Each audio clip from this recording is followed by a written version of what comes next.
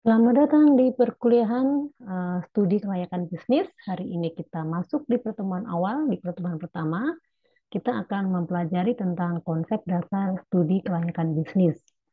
Kenapa kita perlu mempelajari studi kelayakan bisnis? Karena hal ini penting untuk kita melihat dalam memulai bisnis itu perlu sekali dilakukan sebuah studi apakah rencana bisnis itu sudah memenuhi kelayakan apa belum. Nah, untuk bisa mengikuti perkuliahan ini biasanya ada syarat perkuliahan yang harus diikuti yaitu telah mengikuti perkuliahan pengantar manajemen, manajemen keuangan, manajemen pemasaran, kewirausahaan, atau manajemen operasional dan etika bisnis atau yang lainnya. Karena ini merupakan sebuah gabungan bagaimana kita melihat aspek-aspek dari sisi yang tadi saya sebutkan. Aspek hukum, pemasarannya, SDM-nya, keuangannya, dan sebagainya. Kita akan membentuk atau melakukan kelayakan dari seluruh aspek. Nah, jadi sebagai syarat untuk mengikuti perkuliahan ini adalah sudah mengikuti perkuliahan sebelumnya. Dan ini menjadi perkuliahan yang diberikan di semester-semester akhir. Memang untuk mempersiapkan bagaimana kita membangun atau melihat bisnis itu dari sisi kelayakannya.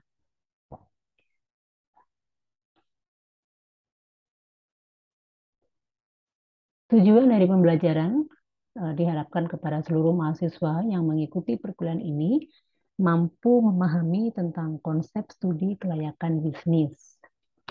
Bahan yang akan kita kaji pada pertemuan kita hari ini adalah yang pertama tentang pengertian studi kelayakan bisnis, yang kedua adalah tujuan dilakukannya studi kelayakan bisnis, yang ketiga adalah pentingnya investasi dalam melakukan atau memilih atau memulai bisnis, dan juga lembaga-lembaga apa saja atau lembaga-lembaga yang memerlukan studi kelayakan bisnis itu apa saja.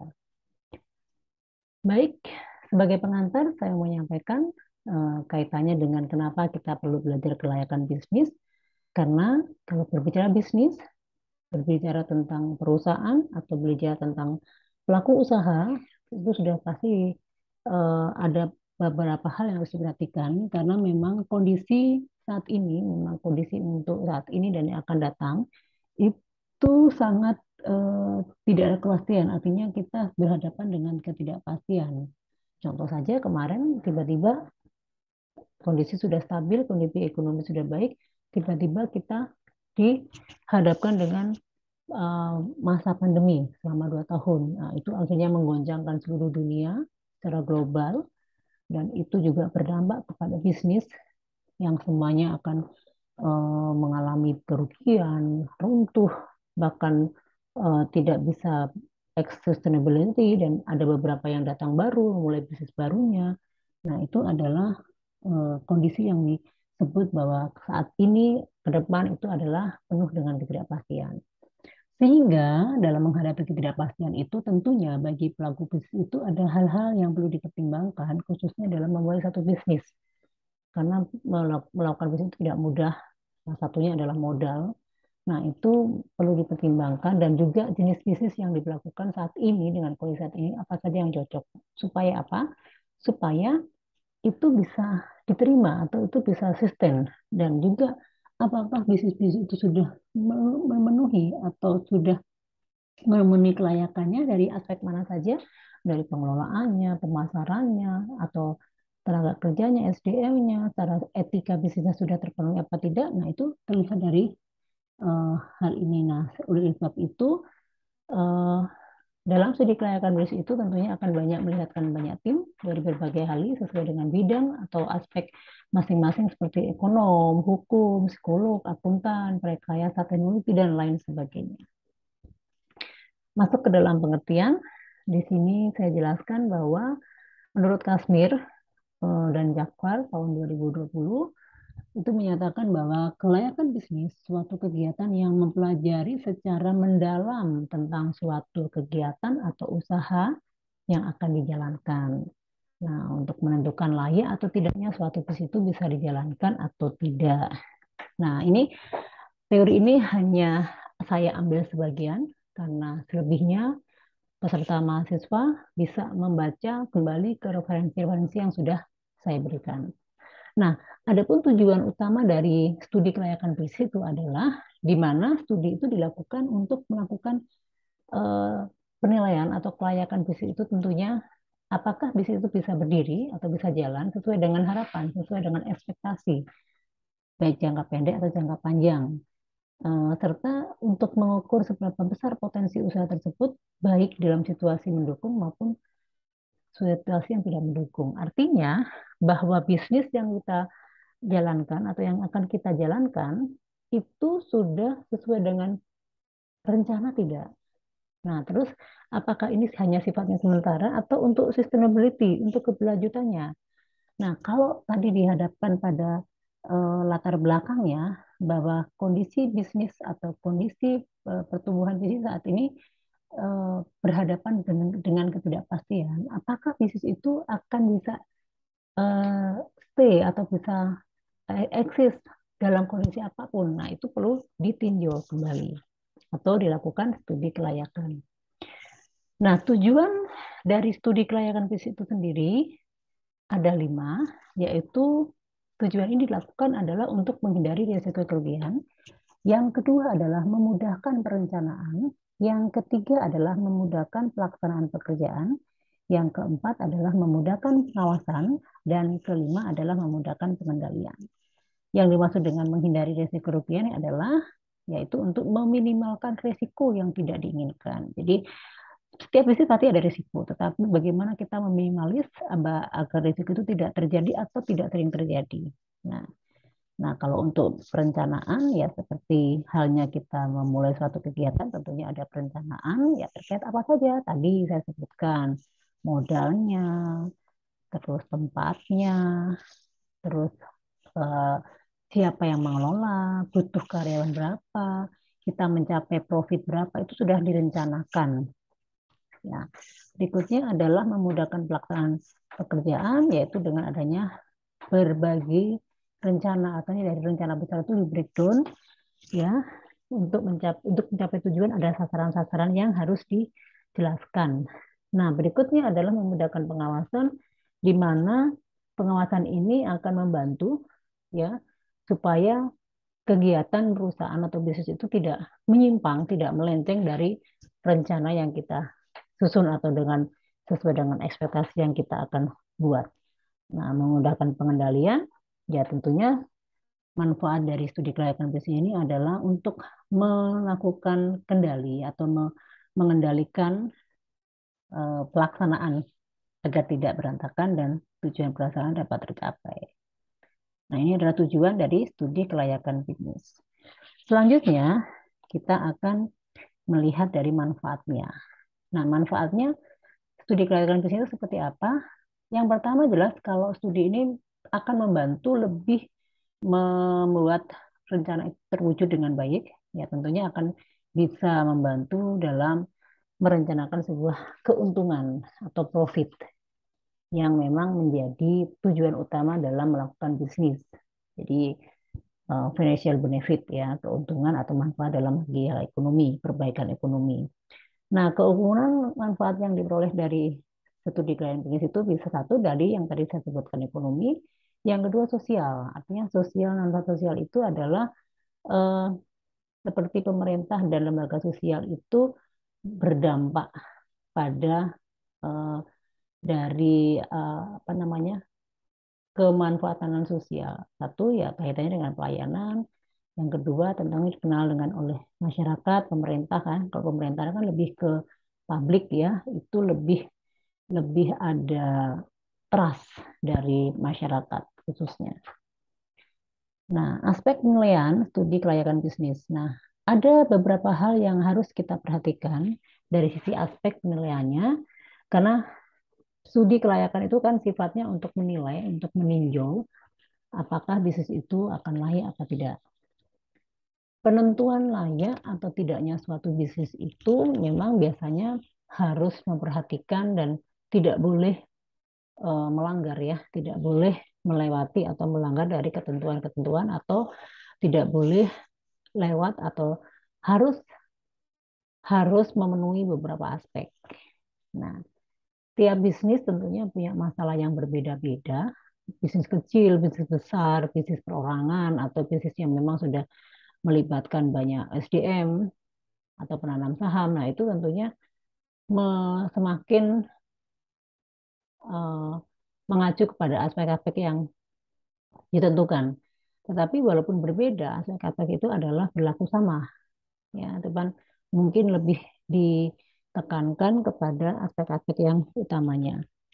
Nah, biasanya untuk melakukan penilaian ini ada tim khusus yang melakukan penilaian, ada unsur-unsur yang menguasai atau bidang atau aspek-aspek tersebut. Di antaranya adalah seperti misalnya dari aspek hukum ya tentunya pakar-pakar orang-orang yang akan meninjau dari legalnya atau mengecek dokumennya, meneliti kelengkapannya, kesempurnaan atau perizinan-perizinan dari dokumen-dokumen yang akan diajukan untuk memulai bisnis. Nah, kita juga berharap bahwa studi klien bisnis itu untuk bisa menjaga dan bisa memperhatikan uh, bisnis itu nantinya akan benar-benar legal, bisa menitahkan trust dari pelaku bisnis dan juga konsumen atau masyarakat. Terus hal yang kedua harus diperhatikan atau penilaian terhadap aspek yang kedua adalah aspek pasar dan pemasaran. Di sini apa yang dilakukan pada aspek ini meneliti besar pasar atau market dan serta kemampuan perusahaan menguasainya. Artinya suatu produk itu bisa menjangkau atau bisa memenuhi atau bisa diterima oleh market yang seperti apa, jangkauannya sampai seperti apa. Nah, serta value-nya atau harus memberikan strategic value kepada usaha yang kita bangun. Nah, itu menjadi hal penting karena kalau itu tidak diperhatikan yang utama ini, karena ini menyangkut tentang perusahaan ini atau bisnis itu bisa diterima di masyarakat apa tidak, apakah sesuai dengan harapan apa tidak, dan itu akan menjadi benefit plus bagi pelaku bisnis untuk keberlanjutan di masa yang akan datang. Sementara untuk aspek teknis operasional, yaitu teknis ya berarti sudah membicarakan tentang lokasinya di mana, strategis apa tidak, terus gedungnya itu ditata seperti apa, desainnya seperti apa, terus teknologi yang digunakan seperti apa, menggunakan software atau menggunakan teknologi atau sistemnya seperti apa. Nah, itu perlu diperhatikan. Dan juga mungkin mesin dan sebagainya itu peralatan juga menjadi bagian yang perlu dinilai dari sisi teknik dan operasionalnya. Yang berikutnya adalah aspek manajemen. Nah, kaitannya adalah pengelolaan, memanage manajemen, tapi difokuskan kepada SDM karena menjadi hal penting ya. Tanpa SDM, bisnis tidak bisa berlaku. Ya. Yang terakhir adalah yang kedua berikutnya, dua terakhir terkait dengan ekonomi dan sosial, yaitu menilai manfaat usaha terhadap ekonomi dan sosial masyarakat. Jadi memberikan dampak kepada ekonomi enggak, memberikan dampak kepada masyarakat tidak. Nah, itu yang menjadi penilaian. Karena memang bisnis itu kan diperuntukkan untuk masyarakat, untuk dikenal, untuk bisa memenuhi kebutuhan masyarakat. Dan terakhir adalah aspek dampak lingkungan atau yang disebut dengan AMDAL. Nah, ini menjadi isu yang dari zaman dulu, zaman sampai saat ini, yang saat ini mungkin dikenal dengan CSR-nya. Nah, itu menjadi hal penting. Apakah bisnis ini berdampak lingkungan apa tidak? Nah, ini harus melihat kelayakannya. Kenapa? Kalau ini sampai merusak lingkungan atau memberikan hal-hal yang negatif kepada masyarakat, nah ini perlu dikaji ulang dan perlu ditinjau. Karena ini juga menyangkut ke lokasi. Makanya kalau kita perhatikan perusahaan-perusahaan itu banyak di lingkungan kawasan industri itu tujuannya adalah supaya tidak merusak lingkungan atau kawasan penduduk gitu. Jadi tidak bisa merusak atau tidak bisa mengganggu atau tidak menyempadi.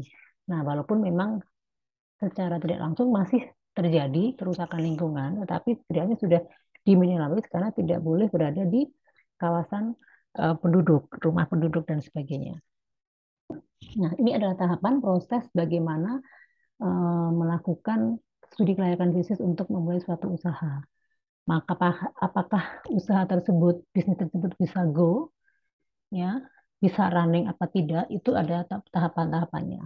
Pertama ada ide, ya biasanya ide ini bisa ditunjukkan kepada bisnis, perencanaan bisnis atau bisnis plan. Tentunya juga ada visi misinya, Baru di situ ditinjau per aspeknya. Lihat sekali lagi dicek jenis bisnisnya apa, ya. Terus apa kekuatan dan kelebihan bisnis itu dari yang sudah ada. Terus segmennya pasarnya seperti apa.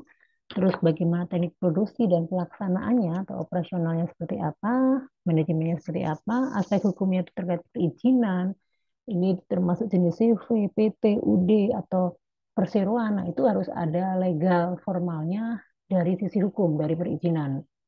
Nah, dari aspek ekonomi dan sosial juga sekali lagi ini mampu menumbuhkan atau meningkatkan growth dari ekonomi perekonomian dan juga dari aspek keuangan. Nah, ini kaitannya dengan modal dan juga bagaimana eh, merencanakan juga baik merencanakan untuk usaha dan juga profit dan pengembaliannya atau BEP-nya jelas di sini juga. Nah, dari situ nanti setelah dilakukan peninjauan atau penilaian di sini baru akan ada keputusan apakah bisnis tersebut itu bisa running, bisa go, atau harus ditinjau kembali. Nah, ini adalah tahapannya. Berikutnya, ya kita tadi sudah bahas sekilas, ini adalah aspek-aspek yang harus ada dan wajib diperhatikan dalam melakukan kelayakan bisnis, pasar, pemasaran, teknik dan teknologi, manajemen, aspek sumber daya manusia, aspek keuangan atau finansial, aspek ekonomi, sosial dan politik, aspek lingkungan, industri, dan juga hukum, serta lingkungan hidup. Ini menjadi yang wajib. Sisanya adakah aspek lain tentunya ada. Kita masuk ke dalam investasi. Dalam melakukan bisnis itu berarti kita juga harus melakukan investasi. Kenapa? Karena investasi itu menjadi penting ya untuk membesarkan bisnis kita atau untuk mengembangkan suatu usaha juga untuk bisa memberikan keberlanjutan dalam usaha yang kita bangun, tentu harus ada investasi yang dilakukan oleh pelaku bisnis. Beda kalau pelaku bisnisnya itu sifatnya perorangan. Tapi kalau sudah besar, udah kritis itu dan sebagainya itu pasti harus ada aktivitas atau kegiatan investasi yang harus dilakukan.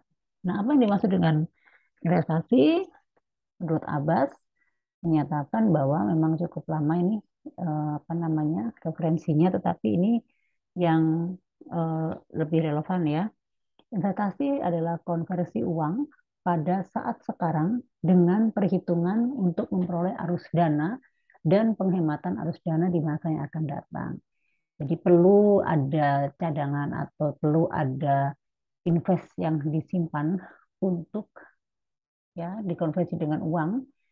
Nah, untuk apa yang tadi saya bilang untuk bisa menghemat, untuk memperoleh arus dana, dan juga untuk keberlanjutan di masa yang akan datang. Nah, jadi investasi itu menjadi hal yang penting karena di sini pelaku usaha dalam melakukan bisnis itu harus terlihat investnya, dananya ada tidak, permodalannya untuk keberlanjutannya seperti apa. Nah, itu bagaimana investasi itu merupakan bagaimana menanam dana dalam suatu investasi untuk memperoleh manfaat dan menguntungkan di masa yang akan datang. Nah, tujuan investasi itu ada ya dibedakan kalau berdasarkan tujuannya dibagi dua, investasi jangka pendek dan jangka panjang. Artinya mau dibawa kemana perusahaan ini. Dalam waktu pendek ini apa saja dan apa harus dilakukan, maka ada investasi yang sifatnya jangka pendek. Tapi untuk jangka panjang seperti apa? Jangka panjang itu artinya kan lebih ke sustainability-nya, sehingga kita akan tahu, kita akan paham bahwa eh, investasinya harus sebesar apa dananya disiapkan seperti apa gitu. Nah, investasi jangka pendek tujuannya untuk menghindari terjadinya kas yang menganggur, artinya biar uang itu muter saat itu, ya bisa untuk pengembangan, untuk operasional itu ya. Sedangkan investasi jangka panjang yaitu untuk mengendalikan perusahaan lain supaya dapat menjamin bahan atau pasar yang diperlukan untuk memperoleh bagian laba atau dividen, untuk mendapatkan capital gain, dan itu untuk menguasai pesaing, dan membentuk dana tertentu. Jadi, menginvestkan untuk kegiatan atau dana tertentu untuk pengembangan, menguasai pesaing artinya eh, banyak kompetitor, tapi kita bisa sustainability dengan invest yang kita miliki. Investasi itu macam-macam ya, biasanya bisa bisa eh, mesin, bisa peralatan, tapi yang utama biasanya adalah berupa dana yang diuangkan. Nah, sekarang kita masuk kepada lembaga-lembaga yang memerlukan studi kelayakan. Nah, siapa saja sih instansi yang memang perlu dilakukan studi kelayakan? Ternyata di sini banyak sekali ya pemilik usaha, ya ada 5 di sini dikategorikan 5. Yang pertama pemilik usaha, artinya pelaku bisnis, di mana eh, adalah perusahaan atau pelaku usaha yang memang mereka tidak atau pelaku usaha tersebut tidak mau dana yang mereka tanamkan mengalami kerugian. Ya, artinya bisnis itu tujuannya profit, berarti kan memerlukan modal, memerlukan dana. Nah, bagaimana selembaga-lembaga tersebut yang memerlukan studi kelayakan itu apabila melakukan investasinya seperti apa, maka eh, itu harus dilakukan supaya tidak mengalami kerugian. Karena yang tadi saya sampaikan, bisnis itu tidak mudah, ya. Bisnis yang besar itu berarti memerlukan banyak aspek, memerlukan beberapa hal yang harus diperhatikan, salah satunya investasi. Nah, yang kedua adalah lembaga yang bergerak di bidang kreditor. Nah, kreditor ini juga sama, bahwa pelaku bisnis yang bersifat kreditur itu adalah mereka atau pelaku bisnis ini tidak mau atau tidak agar simpanan atau PJ-nya tidak berjalan secara semestinya.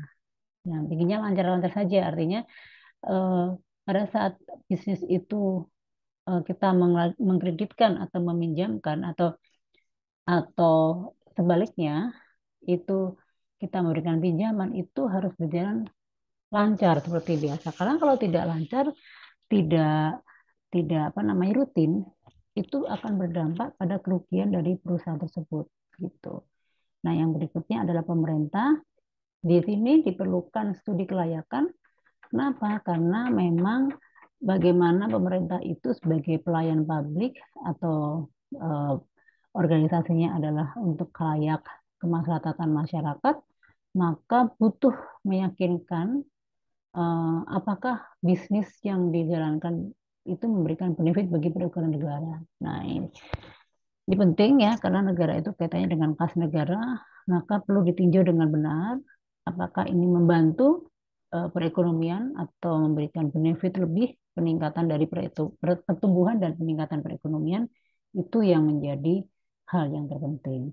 Nah, yang lainnya adalah masyarakat luas, di mana ini adalah berlaku untuk startup atau entrepreneur dalam menciptakan lapangan kerja, terus dibukanya dan terbukanya sebuah wilayah dari ketertutupan. Nah, ini memang untuk pelaku-pelaku bisnis yang mengadakan bisnis di luar pemerintah atau usaha-usaha besar. Dan terakhir adalah yang perlu dilakukan kajian atau studi kelayakan adalah manajemen. Ya, di mana manajemen ini menjadi ukuran kinerja yang telah dicapai perusahaan dan melihat prestasi kerja manajemen yang menjalankan usaha.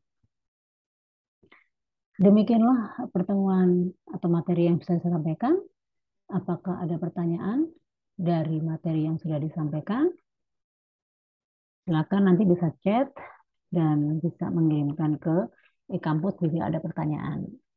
Dengan demikian pertemuan kita pada hari ini kita akhiri dan berikut adalah tugas yang harus dikerjakan atau pengayaan untuk pengayaan materi. Dan di sini diminta untuk berikan contoh lembaga yang membutuhkan studi kelayakan. Artinya contoh perusahaannya saja. Yang berikutnya adalah bukti atau konkretnya benefit atau manfaat studi kelayakan bagi perekonomian itu contohnya seperti apa dan untuk manfaat sosial juga seperti apa. Demikian pertemuan kita hari ini dan jawaban dikirim nanti bisa ke e-kampus dengan format PDF dan bukan dalam bentuk link. Terima kasih atas perhatian dan kerjasamanya pada hari ini. Semoga materi kita memberikan manfaat dan berguna bagi khususnya bagi kita yang akan memulai bisnis. Kita bertemu kembali di pertemuan berikutnya dengan topik bahasan yang baru lagi. Terima kasih semuanya dan selamat bertemu kembali. Bye.